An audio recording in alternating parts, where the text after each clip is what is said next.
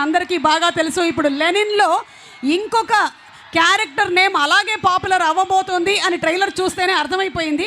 And Shivaji గారిని మాట్లాడవలసిందిగా request చేస్తున్నాము సార్.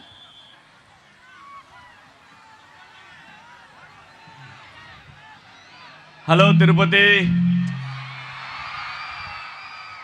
ఏంది బా ఎట్టుండరు? అందరికీ నమస్కారం.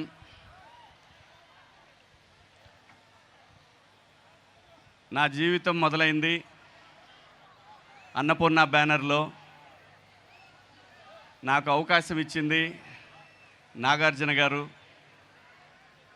అలా మొదలైన నా ప్రయాణం గడిచిన 3 దశాబ్దాలుగా మీ ఇళ్లల్లో కనిపిస్తూ ఉన్నాను. దానికి కారణం నాగార్జున గారు, వైవిఎస్ చౌదరి గారు. లెనిన్ సినిమా చాలా ప్రత్యేకమైన సినిమా. నాకు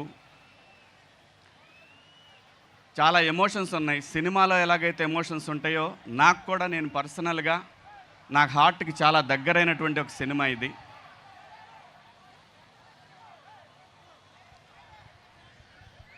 సినిమా గురించి ఇప్పుడు మాట్లాడటం కన్నా కూడా సినిమా రిలీజ్ అయిన తర్వాత సినిమా మాట్లాడుతుంది. ఆ తర్వాత ఈ సినిమాలో పాత్రలన్నీ కూడా మీకు, నాకు తెలిసినంత వరకు పాత్రలు మాత్రమే కనిపిస్తాయి, ఆర్టిస్టులు కనపడరు ఈ సినిమాలో. ఖచ్చితంగా ఈ సినిమా కథ రాసినటువంటి డైరెక్టర్ నందకిషోర్ గారు. మన పక్కనే రామాపురం అయింది, తిరుపతి దగ్గరలో ఉంటుంది రామాపురం, మీ అందరికీ తెలుసు. చాలా అద్భుతమైన కథ రాసుకున్నారు. అఖిల్ గారికి పర్ఫెక్ట్ సినిమా ఇది. ఇటువంటి సినిమానే మీరందరూ కోరుకునేది. ఆ సినిమాని అఖిల్ గారు ఈ రోజున ఆ సినిమాతో మీ ముందుకు వచ్చారు. ఒక సక్సెస్ కోసం ఒక ఆర్టిస్ట్ పనిచేయటం వేరు, ఒక కథ కోసం ఒక ప్రొడ్యూసర్ పనిచేయటం వేరు. కానీ నేను దగ్గరుండి చూశాను, అఖిల్ బాబు కోసం నాగార్జున గారు పనిచేసింది మాత్రం నేను ఎప్పటికీ మర్చిపోలేను, ఎప్పటికీ మర్చిపోలేను. ఎందుకంటే ఒక తండ్రికి ఒక కొడుకు సక్సెస్ఫుల్గా జనంలో నిలబడటానికి మనందరం కూడా అలాగే ప్రయత్నం చేస్తాం. నా కొడుకున్నాడు, వాడు చాలా సక్సెస్ఫుల్గా ఉన్నాడు. డబ్బు కాదండి మెయిన్, ఒక సక్సెస్.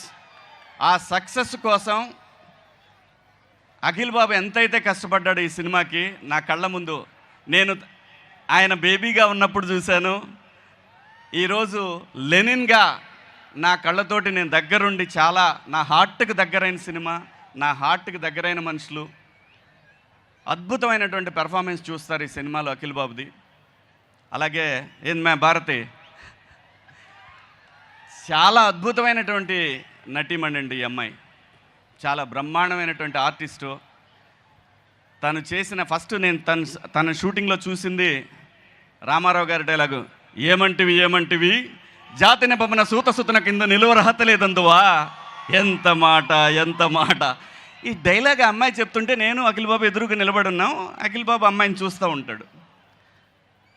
నాకు నిజంగా డైలాగ్ కన్నా కూడా, నాకు నందు గారు ఇచ్చిన డైలాగ్ కన్నా కూడా, ఏం చేస్తుంది బాబు ఈ అమ్మాయి అని అన్నాను. కానీ నా డైలాగ్ అది కాదు.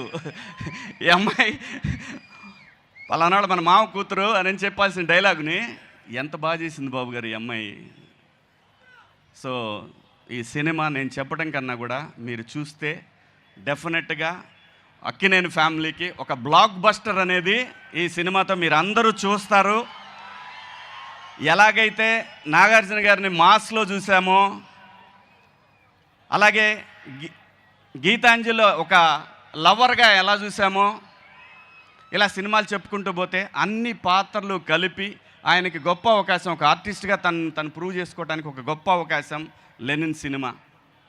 ఖచ్చితంగా మీ అందరికీ నచ్చుతుంది. నా పాత్ర గురించి చెప్పాలంటే, నేను ఎత్తురాజులు రిలీజ్ అయినాక మాట్లాడుకుందాం, దీని గురించి ఎంత తక్కువ మాట్లాడుకుంటే అంత మంచిది. అలాగే ఈ సినిమాకి తమన్ గారు మ్యూజిక్ మీ అందరూ చూశారు, విన్నారు. అద్భుతమైన మ్యూజిక్. ఇప్పుడు ఈ ఆడియో రిలీజ్ అయిన తర్వాత అక్కినేని తమన్ అతను ఇప్పుడు అంత మంచి మెలోడియస్ మ్యూజిక్ ఇచ్చారు.